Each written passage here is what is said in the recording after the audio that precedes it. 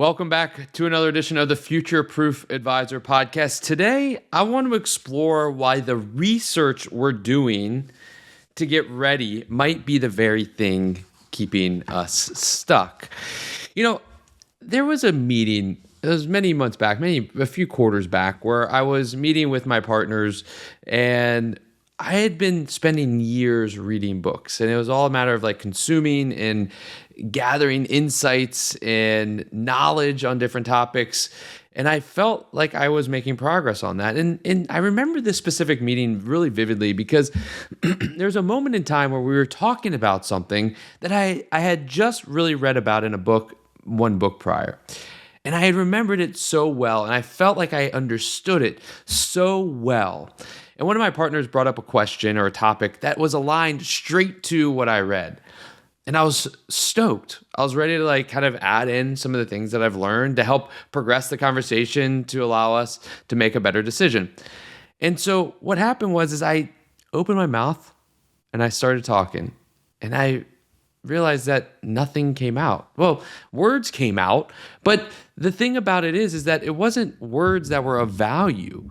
It was just words. I wasn't able to tie what I had learned as clearly and specifically to what we were talking about as I thought that I would. And I tried to explain it, and they asked questions about the topic, and I stumbled. I was able to answer it, but it wasn't to the point that I had really used or wanted my reading to be. And it was a moment that I sat with for a while. And I just remember it vividly because it was one of those moments where it was an opportunity to use what I've learned, and I didn't use what I've learned. And yes, I've used what I've learned from reading many, many times, but this was one of those that just stood out because it was why wasn't I able to use something that I felt so comfortable with when I had book in hand in my office reading it, but I wasn't able to articulate it well enough when I was out in the open or in the wild with others. And I realized something that we don't really say out loud that often. And I think that we confuse consuming knowledge with actually knowing it. Let me say that again. We confuse consuming knowledge with actually knowing it. This idea that, hey, I read a lot, I watch a lot of YouTube videos, I attend a lot of conferences. We believe that means that we are knowledgeable or that we know the content. But the reality is that we aren't necessarily learning it. There is a difference that happens. And that difference leads us, I think, to feeling maybe more intelligent than we think we are. It leads to, I think, paralysis analysis as well at times when we see that it may not be leading to what we thought it did. And then so we continue to go research more because we think that the more that we research, the more we are learning. And the more that we're learning will lead to us making a better decision. But if consuming knowledge doesn't just relate to actually learning, then are we doing ourselves an injustice by doing that?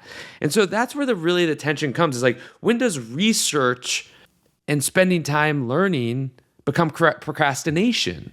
And why does gathering information feel like progress when nothing actually changes? And that's the tension. That's what I want to talk through and explore because it's something that's been on my mind since that moment. It's something that I think is super important, especially in this era of AI that we're leading into where information is so easily to access and consume, and figure out what that tension is. And so the first area that I want to look at is this trap of feeling productive. Research has shown that us researching, consuming information triggers the same dopamine pathways of actual work. So what does that mean? What does that mean? Well, it means that the brain actually rewards us for research, rewards us for learning and gathering information, just as if it rewards us for going and accomplishing something. So if we were to go and hammer together a new bed, for instance, or a dresser, the brain gives us a dopamine high. We feel this excitement for having accomplished something. We built something that is usable. That same dopamine hit and feeling, that brain triggers that same feeling when we go and research something. when we consume information on something that we don't know. So it makes us feel like we are accomplished, that we have learned something, that we have made progress on something. And so we want that feeling time and time again. So we go and we research. We think that we are learning, but we're not applying it. We're just learning it. And that's this dichotomy, right? We feel sharper. We feel more capable. We feel more prepared. But that feeling is lying to us. That feeling is telling us something that's not necessarily true. Because then when we go and try to apply what we have consumed, we aren't able to. We're not able to have that comprehension all the way through. And we just move on. We consume this information when we move on. We don't apply it. And I'll talk about it a little bit later about one of these German psychologists, Hermann Ebbinghaus, who talks about this more deeply of why that's the case. And so, how this applies and how this shows up in an everyday world for us is like when we're going to, let's just use an example, going to buy a new technology solution that we need for our firm.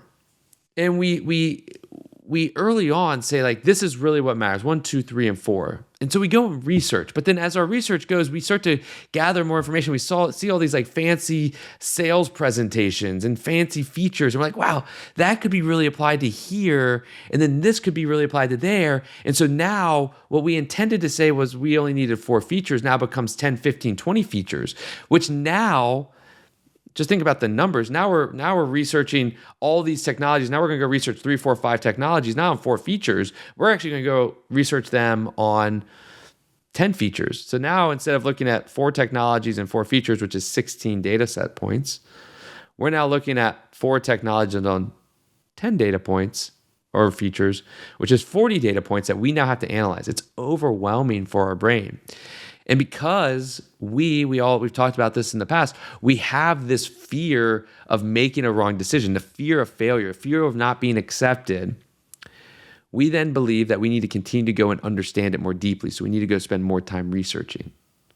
So we go and research more. We try to understand it deeper. We start to build out more business cases. And what happens is that process that probably should have taken 2 to 3 months, now is still lingering at 6 months and we still don't have a decision. We're overwhelmed. We're still evaluating. And what's really happening is that we're not researching to get smarter. We're researching to avoid making a, quote, wrong decision, failing. We're researching failing because we don't want to fail. And we think that the more information that we receive and that we gather, the lower the risk is in the decision. And because it's become so overwhelming, it becomes hard for us to understand. And so what happens though is that there's this concept in economics called diminishing value of returns, right? And diminishing marginal value, right? And we have that as well with research. There's an upward trend of value. If you think about like the amount of research on the x-axis and the value on the y-axis, there's an upward trend, more research, more value, but then it starts to flatten. The value starts to flatten no matter how much more you consume. You have to make a decision. You have to go do and learn by doing.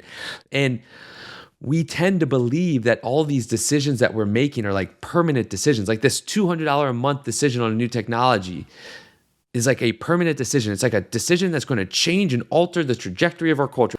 But that's not the reality of it. Jeff Bezos had this concept of type 1 decisions and type 2 decisions. Type 1 decisions being like these one-way doors where you go in and you can't come back out. Those are like really like difficult decisions to make. Like you cannot overturn them, right? Maybe like, let's use this example. Like let's go just really extreme on this one. Like an example of, should I jump off the cliff or should I not? Like if you jump off the cliff, you cannot overcome that decision. That is a one-way door. It is. You decide, you do, you can't like pull back up. Like you're out there. That's a type 1 decision. A type 2 decision is a two-way door where you can go in, but you can also come back out. There's an ability to exit that decision. And that is a majority of the decisions that we are forced to make in our business are type 2 decisions. But we analyze them and we believe that they are type 1 decisions, meaning that we believe that we can't overturn them. So that $200 a month technology, we believe that if we buy it, it's going to be too much of a pain that we can't eliminate it. Once it's in, we can't get it out. Even though we know deep down that we can, our brain, for some reason, tells us that it's a make or break decision. If you make it and you make that decision and it fails, everything gets going to be screwed up and we're not going to be able to overcome that. And it's the brain goes to this thinking pattern, not of that we can't take the technology away or like delete it off of our computer. We go like this one step further to saying that it's not the decision of the technology, it's the decision of the impact on the team. And we say that is not able to be overturned. But the reality is that is also able to be overturned. That's a way that you build your culture, a culture of experimentation, of learning by doing, of accepting that things aren't always going to be right, that we are not going to be 100% on every decision. I mean, heck, I just was listening to this podcast, the Founders Podcast, and it was talking about Roger Federer, and he gave this commencement speech. And in the commencement speech, he talked about he won 80% of his matches. 80% of his matches, more than 80%, I think, of his matches. He was one of the world's best tennis players ever. But he only won 54% of the points played. So in tennis, there's 5 points, whatever it may be, 15, 30, 40 win, right? He only won 54% of the points. It means that he lost 1 in every 2 points, but he won every match. But he's the best that there is. And we think that as advisors, that we, and as leaders, that we have to make every decision be exactly right. The best leaders do not make every decision right. There have been multiple failures. It's a matter of how you create the culture to accept the ability of being wrong. And that's what we've talked about before, psychological safety, etc., right? 60% solution, a 60% solution, meaning I am 60% confident in this, is better than not making a decision. Like, okay, I'm going to go learn because now I'm going to learn something that I can't learn by reading and watching demos and everything of that nature. I'm going to go learn by doing. And it's much better than a 0% solution, right? And while you're spending time deciding, you're doing nothing. You're actually losing out on things. And that gap, especially in the world we live today, is becoming larger and larger because of how fast technology is moving. And so let's get into this idea of the illusion of competence. This idea that understanding something in the moment is not the same as being able to use it when it counts. This is my situation wholeheartedly. And I think it happens to a lot of us, right? I see it a lot with conferences. And I raise my hand, like I am right there with everybody. I'll raise both my hands, right? We go and we sit in a conference and we spend an hour in this like amazing keynote. Maybe it's a keynote that I'm doing, I don't know. But we spend our time in this amazing keynote. We take great notes and we leave like feeling energized that we can go do this. And we feel that we know exactly what to do. And then 2 weeks later, we're in our office and we think back to that keynote and we've forgotten the majority of what that keynote is about. And we've forgotten that feeling that we had of how to go about doing it. And so the reason about this is that, one, we're in this environment where we're undisturbed. Our brain is able to think, and it allows that dopamine hit to say, hey, it's like we're learning something. So it's like we're doing something. So this is really good. It feels really good. And everything is clear because you don't have emails coming in, client phone calls coming in. You don't have people walking into your office. You shut everything out. And then the moment you get back to your office, you have your notes, you're ready to go through them, but you open up your computer and boom, emails, phone calls, trades that need to happen. All of that happens. Meetings, everything. There's this idea that Hermann Ebbinghaus, that German psychologist I mentioned earlier, he did a study back in 1885. And you can be like, Matt, that is ridiculously far back. Like, nobody, that's not relevant anymore. Well, it's been replicated multiple times since that, many, many times, and to the same results. And the results were that Hermann found that humans tend to forget what they learn within 1 hour of learning it. 1 hour. And then within like a couple of days, you've forgotten 90%. So within an hour, you forget most of it. And then if you let it keep dragging on, it's 90% of it. And so we consume this information thinking that we now know it, but then when we get farther away of it and we haven't applied it, we've now forgotten it. And what research tells us, I want to read this out, is that if you look at different ways of trying to learn, there's different ways that you can learn. They have different retention percentages, meaning For instance, if I go and I sit through a lecture, what research shows is that you retain about 5% of what you hear. 5% retention. If you go and read, you have 10% retention. You retain 10% of what you read. So you can read as much as you want. You're only going to retain 10% of it. So some people are like, well, I'm just going to read a lot more. I get that, but that's not there. You could watch tutorials. This is another major thing happening now. Watching YouTube videos. I've started to fall in love with this. I love it, especially in this AI world, to learn about it. 30% retention of what you watch. Watching someone else do something is less impactful than you doing it yourself. So where do you get value? Well, doing it yourself. If you do something yourself, you have 75% retention. So if you read something, you watch a tutorial, and then you go do it yourself, you're going to retain 75% of it. Where do you get the most retention? It's teaching someone else. If you can teach someone else to do, or teach someone else something that you learned, you're going to retain 90% of it. Why? Because it's the act of doing. The two that are at the top, learn by doing and teaching, you are doing something. You're not passive, reading, watching. You're active, doing, talking. That's the difference. Passive versus active. Passive retention is low. Active retention is high. That's why I always say we've got to learn by doing. We've got to take this information we're doing and we've got to figure out how to actively integrate it by doing something with it. And the gap isn't small. I mean, it's 7.5 times from the idea of like lectures and reading to learning by doing and teaching. But we spend the majority of our time learning by being passive, learning by consuming, by reading, by watching, by going to conferences. I don't know how many people talk about they learn by doing. This is an experiment I did. This is what worked. This is what didn't work. And this is what I'm doing next. I don't hear a lot about that. What I hear is I recently read something that I found to be super interesting. And this is what I think it means. You're not teaching someone. You're just regurgitating what you read. And that's, I think, the difference, right? We spend most of our time consuming, and we've built these neural pathways for recognition, not retrieval. What that means is that I can recognize what they're talking about because I heard it in the keynote. I read it. This is what happened in my conversation with my partners. I recognized it because I had read about it, but I wasn't able to retrieve it because I didn't learn it. I couldn't retain it. And that is the big difference. And we feel smarter because we can recognize things, but we are not smarter because we're not able to retrieve it. And the thing is that the real learning happens in execution.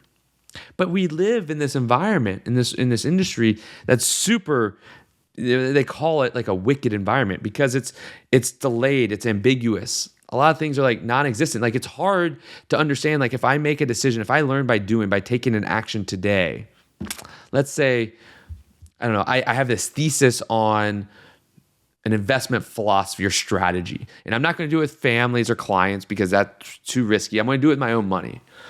I'm going to invest in this strategy. Like that's so the feedback is so delayed. And then it's ambiguous because then you got to do it again and say like, is it because like of another trend that happened? Is it because of the decisions I made? Is it not? And so like it's like really, that's like why it's a wicked environment and you can't model things perfectly. But we've got to figure out how to probe the system to learn. Like, how do we adjust the way that we onboard families? Maybe we try like with one family, not like putting anything at risk. Like we still give them all of our disclosures, but like maybe instead of only sending one email, we send a series of 3 or 4 emails. Like that's the idea of how do you learn by doing. And you take action, you observe the results. And like what we tend to do is we try to take these actions and we try to make it so multivariate, meaning that we have all these multiple variables that make it hard to understand what variable caused what. So keep it simple. Keep it really simple. And just see how one variable adjusts and alters one thing. And then build on that over time. The thing is that plays a part, that plays at some of our negative tendencies as humans, which is that we want instant gratification. And that is like we're doing something for something that we don't know when we'll get the payback and what the payback will necessarily be, which makes it hard. And so we have to understand that. That's why all of these conversations that we have on the FutureProof Advisor podcast, it's not like one and done. They all blend together. It's a way of learning more about ourselves to progress how we serve others. And it's not like one answer. I don't have one silver bullet, but I have all of these interesting ways that we need to think, that we need to work about doing them together. And we all, as humans, are going to do them a little bit differently, and that's okay. Take a piece of it.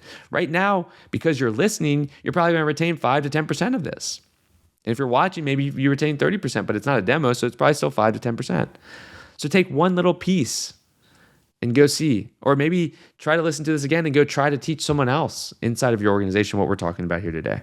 Research generates a hypothesis. Execution generates learning, right? So we've talked about that. And this is why I think that we need to really work on learning by doing. And this is one of my biggest pain points. You're going to be like, Matt, what does this have to do with anything? Is why I don't think the freemium model makes much sense. It makes sense for the technology company. I don't know if it makes valuable sense for us as a consumer. And the reason is because until we have skin in the game, we're not really going to learn by doing. We're not going to dedicate time, effort, and mental capacity towards something until we have skin in the game, when money is on the line. And so when money is on the line and we're like, well, we have to figure this out because we're spending $100 a month on it or $200 a month on it, then you start to figure it out. But on the free side, you're not really figuring it out. So you're not really gaining much insight. We have to invest something to get something out of it. We have to invest time, money, reputation. And so the connection between these free trials and what we're talking about today is that you must invest time, effort, and energy, and you must take a little bit of a risk. Because by us doing knowledge acquisition, researching, reading, etc., it's private and it's safe. We're not like we're not putting ourselves out there for anything. It's safe. So we do it a lot, but we're not retaining, learning anything. But when we apply something, that's active and risky. When we take knowledge and we then go to our team and say, we're going to try this, now we're putting our credentials on the line, our ego on the line, reputation on the line. There's a risk. That's where you have a little bit of skin in the game. That's the money that you're paying for that software. It's not a freemium model anymore, the knowledge acquisition. It's a paid plan now that we're putting out there. And that's really where you start to learn. But that's where you start to gain those insights. That's where the most insight is, because what happens after you do that is you learn information that nobody that's just consuming information will ever learn. And if you do that consistently, you start building these blocks of knowledge that then can be applied to progress the business. So the last thing is like the financial cost of delay, right? Every week that we spend researching something, it's costing us more than making the wrong decision. I'm going to try to put some numbers on it. We're an analytical crew in this industry. And so, I think about it as this. Like if we're thinking about like a CRM migration, let's just take a mid-size RA, $500 million RA. Maybe they have, 3 advisors. If they're using an antiquated CRM system, let's just use that, and they're looking to go for a new CRM system, but then they get into that issue that we talked about earlier. They look at 3 to 4, cool topics that they, or like features that they need, and then now it becomes 10 and it starts delaying out, right? So, but their current CRM is causing 10 hours of operational drag. Whether they know it or not, they're getting some operational drag. Drag meaning that they're doing more work than they have to relative to newer systems because they're having to do workarounds, et cetera, in their current system. And so if they have 3 advisors doing that and having 10 hours of operational drag, that's 30 hours of lost capacity per week. And then if you were to redeploy that to prospecting, you may get 2 new meetings per week. Because like you're spending more time going out to lunches, creating COI relationships, getting referrals from clients, et cetera. And if you have a 25% close rate and $1 million average household, then half a new client per week. I know you can't get a half one, but just for numbers' sake, at a 1% fee, that's $5,000 of new recurring revenue that you're missing out on. That if you had those 30 hours, you could apply that to prospecting. That prospecting would lead to more client meetings, and that your current close rate, you'd be closing more people. So on average, you'd be losing $5,000 a week, which comes out to be about $260,000 a year. That's just out the door. And that's just on some simple numbers.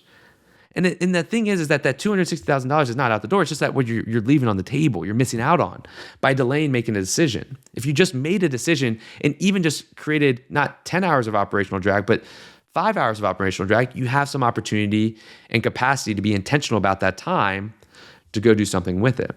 And it's not because you're not losing or leaving that on the table because you made a bad decision. It's actually You're leaving it on the table because you made no decision at all. You spent time researching. There is a cost to delay. There's a cost to research. Do as much research as you can to get 60 to 70% filled or like understood and like, understanding of what you need to do and have knowledge on it, and then make a decision and move. And the cost doesn't stay flat. Like you think about it, 3 years of waiting is not linear. It's not 260, 260, 260. Because what happens is as we wait, as we delay, the debt, the technical debt and operational debt is stacking up. Every day that we put new information into a system that we don't want to get, that we're looking to replace, is now a harder transition to a new system. It's a harder behavioral change. It's another day that our team starts to become more comfortable with this technology and workarounds on this technology. And it becomes exponential. It starts to add up. Debt it's a reverse compounding effect, right? It's a reverse compounding effect that we have. And so you also think about like the capabilities, right? Because then what happens is because technology is moving so fast now, the new technologies has so much more capabilities than the old technologies, yet now we have to reset, and now we still have more debt and we're just getting behind. It's like this like rat race. We can never catch up. And so the challenge is that once you get that decision, you're not unwinding new CRM. You have to now unwind new bad habits that were generated over the time you were researching. You have all this new debt that's structured in that bad way, which now makes the onboarding and the transition longer, et cetera. And it's the Kodak lesson. We've talked about Kodak before, but Kodak, they invented the digital camera in 1975. They invented it, and they didn't fail from ignorance. They failed because they continued to they failed for two reasons, right? They wanted to keep on to their old way of doing business, but they also just continued to research whether like this thesis of the camera actually being there, or like they still would need printing pictures and everything of that nature was going to be there. And they analyzed without implementing it. They continued to analyze it, understand it. They understood what was going on, but they just kept analyzing it, and they never took action. They should have just launched a digital camera and seen what happens. They're too worried about cannibalizing their current business. They're too busy analyzing and researching. And I think I see this with firms today, right? With AI, we're studying AI. We're reading about AI. We're going and watching keynotes. Thank you for coming to my keynote on AI. But what I encourage everybody in my keynote to do is learn by doing. Take something that you learn in a keynote or that you read about and go learn by doing. Set up a day, a week, for just a couple of hours and go dive in on AI. Don't look at the headlines and what everybody's saying. Go learn for yourself. Go play with an LLM for a while. Go build an avatar. Go use and build something with Claude Code or Notebook LM or whatever it is. Research different ways. And if you make a decision, let's say you want to try a new fee structure. Maybe your test is that you can test it out by talking to clients about, would you do this? Or with a prospect, hey, this is our new fee structure. How does this sound? This is a fee structure we're looking at. How does this sound? Why do you not like that one? You start to get information. Or you want to try a new business model. Well, instead of building the whole business model, changing the ADV and everything, just go and create a landing page, which is easy to be done now with AI, and create some advertising, put a budget towards it, create some advertising, see how many people are attracted to that. And then do another test with your current business model and see how many people are attracted, and then judge them in a one-to-one comparison. That's what it's all about. That's what it's all about. And I think that there's many of us that talk about and say, hey, my future self, hey, just right now it's really busy. It's it's spring, it's fall, it's summer, travel, whatever. I don't know what time of year. It doesn't matter. It's really busy. The markets are crazy. I'll do it when I get in the future. The reality is that's not true. Your future self will be the same self you are, just in the future. You're not going to change if you don't have intentionality. If you don't change the processes and systems and have intentional effort behind it, then we're not going to have that same time. And that's really the challenge that we have, is that we believe that our future self is not going to inherit the debt that our present self has. And that's not true. Our future self will inherit that debt with compounded interest. Spending time bringing on consultants and reading and researching, we are delaying learning, and we're stacking up further and further debt from just learning by doing. And that's what we have to do. And so, what I learned from that situation that we talked about in the beginning of the podcast is, now when I finish books, I do one of two things. Because I said, you know what? I've got to make a change. I can't just continue to consume. I have to make a change. I have to learn by doing. I have to try to teach myself or teach others. And so what I do is I do one of two things. I either, when I finish the book, I either go and build a 4-slide deck of what I learned from that book, of a takeaway. So it's like I have to go do a keynote. So I'm about to go teach someone, but I'm learning by doing. I build out the deck, the structure, just how I'd build out my keynotes. Or I take a concept and I go and try to talk to others about it. I see how it lands. What's their reaction? What's the feedback? But I keep saying it time and time again. I take 1 or 2 topics and I just keep talking to people about it. My recent one was around SpaceX and, the story around how when they were, they basically had no money left and they just had parts and Elon was about to give up on it. But he said, you got parts. Now you have to go build this rocket in like 8 weeks. And they usually took like a year to year and a half to build a rocket, and they built a rocket and then they were transporting it and it was starting to blow up in the plane and they had to figure it out, and they figured it out. And that changed from a business being a failure to being a $1 trillion business. And it's a great story. If you want to talk to me about it, I'm happy to tell you all about it. We have to move towards this idea of having, and it's a topic that we'll talk about in the future as well, this minimum viable knowledge. Get directionally sound and then move. Like, get directionally right. Don't get perfect. We live in this world where we think we have to be perfect, but we're not. Nobody is. Nobody's able to be. But get directionally sound and go take action. Directionally sound means like, all right, I know what my boundaries are. I know what the areas that I can't go into, but I know where I want to try to go, and I'm going to go take action to see if I can make progress towards there. And you don't need to be an expert. You just need to know enough to start. You need to know enough to start. 60%, 70%. If you know more than 70%, you probably spent too much time researching. That's what a lot of the leaders and greatest entrepreneurs and leaders have always said. Colin Powell said it. Jeff Bezos has said it. Many people have said it. And then learn. Once you go and act, don't just keep acting because you're now acting. Take time to understand what that action led to, understand the results, and then refine it and do it again. And then refine it and do it again. And that's how you learn, by doing. And so what I challenge you with today is pick one thing that you're researching, one thing that you've been trying to learn, whether it's AI or, compensation, employee compensation, or how to transition your practice, whatever it may be, and stop researching. Stop researching. Set up a small task to do, something really small. Like you're going to draft a template of how you're going to do new employee compensation. That's a small task. And do it. And then go and present it. And then learn from that. And then learn from that and then edit it and do it again. And you can use like research along the way. Like, hey, this is the feedback they gave. Like, how do I do it? But stop researching and start doing. Because ultimately, and I think we all know it. It's not like I'm sharing something that is I think brand new. It's just a matter of bringing it back up to the surface. Because that's what's necessary to allow us to continue to grow, serve our clients, and elevate our service to our clients, elevate our firm, and just become better, become the future-proof advisor that we talk about so often. So I hope that resonates. And with all this, I just say thank you. Thank you for spending some time with me today. It truly is an honor. And remember, like the episode in your podcast app, leave a comment, share it with a friend.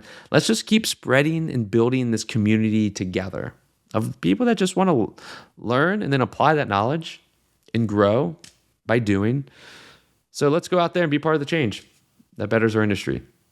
Stay well, be well, and keep on exploring.